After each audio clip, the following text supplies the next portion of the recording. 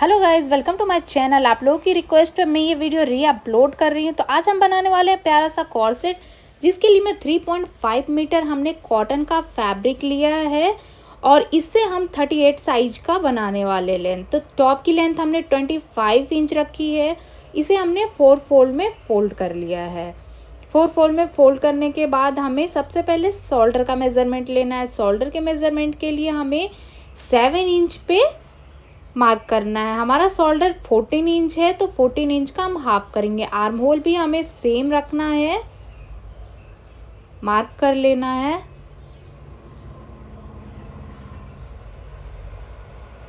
Arm hole हमने mark कर लिया है एंड उसके बाद हमें बस्ट पॉइंट लेना है। जो भी हमारा बस्ट पॉइंट है उसका 4th पार्ट लेना है। तो यहाँ मैं 9.5 इंच ले रही हूँ, चूँकि हमारा 38 इंच है तो उसका 4th पार्ट हम ले रहे हैं। तो यहाँ हमने मार्क कर लेना है एंड अब हम टॉप को 2 पार्टों में कट करने वाले। फ्रिल की हम कटिंग अलग करेंगे एंड जो बॉटम की कटिंग है उसकी हम अलग करने वाले हैं। तो फ्रिल के ऊपर का जो पार्ट है उसे हम 15 इंच का बना रहे हैं, जो वो फाइनल लेंथ उसकी 14 इंच की आएगी। तो इसे हमें कट कर लेना है।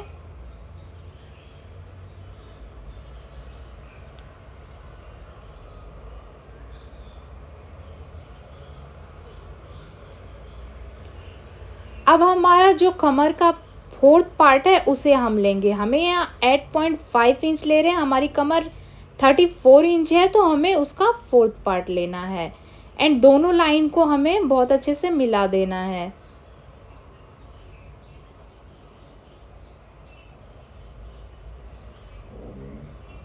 अब हम आर्म होल की मार्किंग करेंगे, तो हमें 1.5 इंच पे बैक पार्ट के लिए मार्किंग कर देनी है।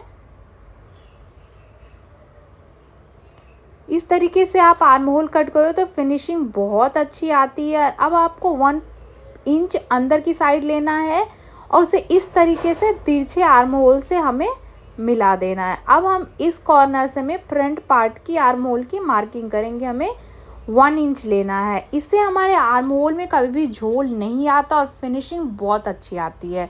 ये फॉर्मूला आप अपने सूट, टॉप, ब्लाउज किसी में भी अपना सकते हो। अब इसकी हमें कटिंग कर लेनी है।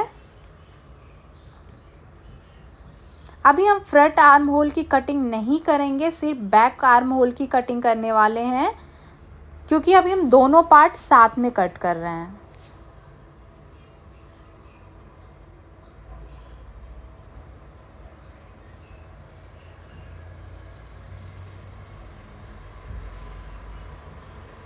अब हमें जो बैक का पार्ट था, हमारा बैक के पार्ट को हम निकाल के हटा देंगे एंड उसके बाद हमें फ्रंट के आर्म होल की कटिंग करनी है। आपको इस तरीके से अच्छे से कटिंग कर लेनी है। तो हमने ये जो फ्रंट का आर्म होल कट किया था उसे अच्छे से कट कर लेंगे।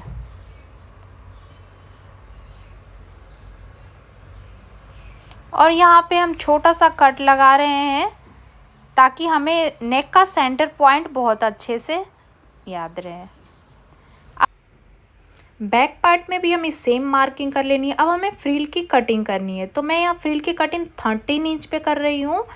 आप भी इसे चाहो तो लेंथ बढ़ा सकते हो या 13 इंच पे कट कर सकते हो। आप अपने अकॉर्डिंग, हाइट के अकॉर्डिंग रख सकते हो।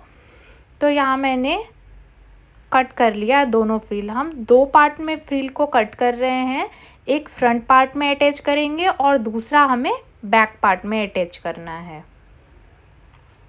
तो यहाँ हमने दोनों फ्रिल की कटिंग कंप्लीट कर ली है एंड अब हम करने वाले हैं पैंट की कटिंग। पैंट की कटिंग करने के लिए आपकी जो भी लेंथ होगी आप उसे मेज़र कर लेना और 4 पार्ट में इसे फोल्ड कर लेना है। मैं यहाँ 38 इंच की बना रही हूँ और 36 इंच हिप की बना रही हूँ। तो यहाँ 2 इंच हमें नीचे से बॉर्डर ले लेना है।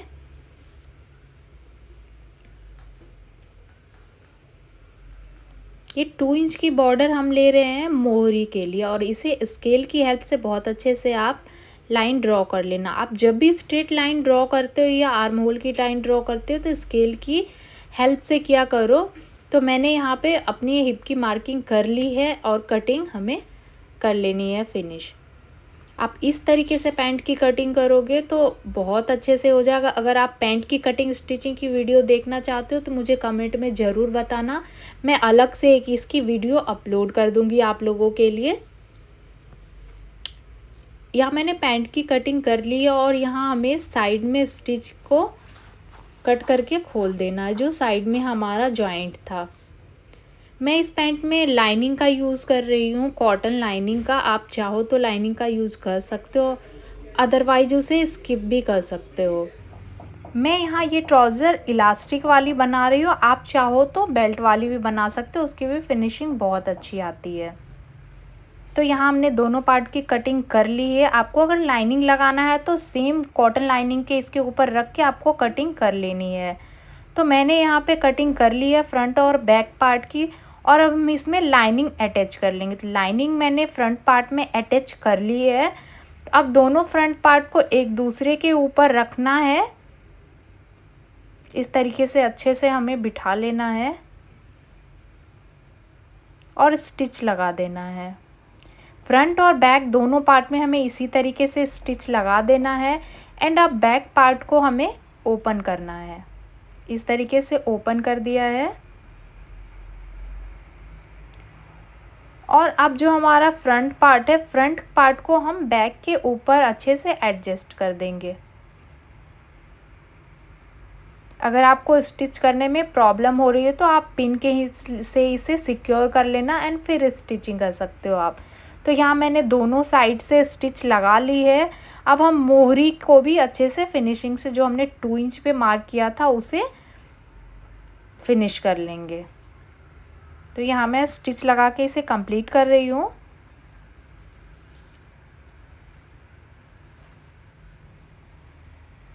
और मोहरी हमने दोनों फिनिश कर लिया। मोहरी दोनों फिनिश करने के बाद हमें सेंटर से स्टिच स्टार्ट करना है एंड राइट साइड में लगा देना है, और सेंटर से देन स्टार्ट करना है लेफ़्ट साइड से। इससे क्या होती है, पैंट का पार्ट खिंचता नहीं है और फिनिशिंग बहुत अच्छी आती है। देन अब हमने जो 2 इंच का ऊपर मार्किंग किया था उसे 2 इंच फोल्ड करके इलास्टिक के लिए इसे स्टिच लगा लेना है इस तरीके से। और 2 इंच हमें ओपन रखना है इलास्टिक के लिए। इलास्टिक आपकी जो भी हिप है उसमें से 5 इंच आप माइनस कर देना।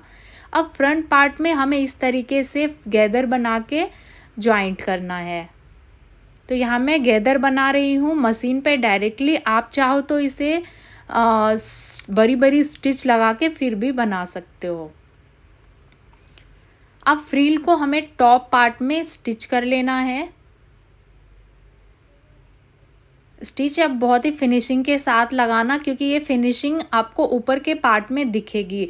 स्ट्रेट लाइन लगाना। आप हमेशा एक चीज़ का ध्यान रखो, जब भी आप स्टिच करते हो तो फिनिशिंग के साथ कोशिश करो।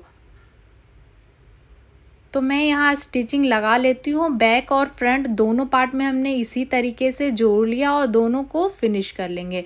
मैंने दोनों पार्ट में फिनिश कर लिया। फ्रंट पार्ट में मैंने यहाँ बुकरम पे नेक कट कर लिया है। फ्रंट नेक की cutting 3.5 inch and deep 12 inch रखा है मैंने। तो अब हमें बैक पार्ट को नीचे रखना है। बैक पार्ट में हमें कोई नेक नहीं कट करना है, क्योंकि हम ये कॉलर वाली बना रहे हैं। और अब हमें फ्रंट पार्ट को उसके ऊपर रख देना है। अच्छे से हमें दोनों को बराबर में स्टिच कर देना है। ओनली अभी हम सेंटर में शोल्डर को स्टिच करने वाले हैं, arm hole and side stitch नहीं करना है हमें। तो इस तरीके से मैंने शोल्डर को स्टिच कर लिया है। एंड मैंने 1.5 इंच की बुकरम पट्टी करके उसे कॉटन कपड़े पे प्रेस की हेल्प से स्टिच कर लिया है। एंड अब इसे हमें इस तरीके से स्टिच कर देना है।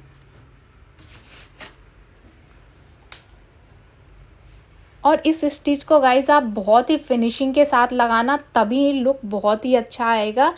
इस तरीके से जो भी एक्स्ट्रा होगा उसे आप कट करके हटा देना। और मैं एक वाइट कलर की 1 मीटर की मैंने लेस ली है, जो कि थोड़ा अच्छा लग रहा था, तो मैंने सोचा चलो इस पर डिज़ाइनिंग कर देते हैं। तो इसकी डिज़ाइनिंग के लिए मैंने वाइट कलर का लेस 1 मीटर लिया था। और इस तरीके की पट्टी हमें लगानी है अंदर साइड से, क्योंकि डीप हमारा नेक बहुत है, 12 इंच है। तो डिज़ाइनिंग के लिए हमें ये पट्टी अटैच करना। आप चाहो तो प्लेन भी ले सकते हो। यहाँ मैंने प्लेटेड पट्टी बना के अटैच किया। 4 इंच पे आपको इसे स्टिच करना है एंड स्टिच करने के बाद आपको इस पे लेस अटैच कर देना है। लेस हमने यहाँ अटैच कर देना है और आप हमेशा ध्यान रखना, सबसे पहले आपको पट्टी को अटैच करना है, देन उसके बाद आपको लेस को अटैच करना है। लेस को इस तरीके से चारों साइड घुमाते हुए आपको स्टिच कर देना है।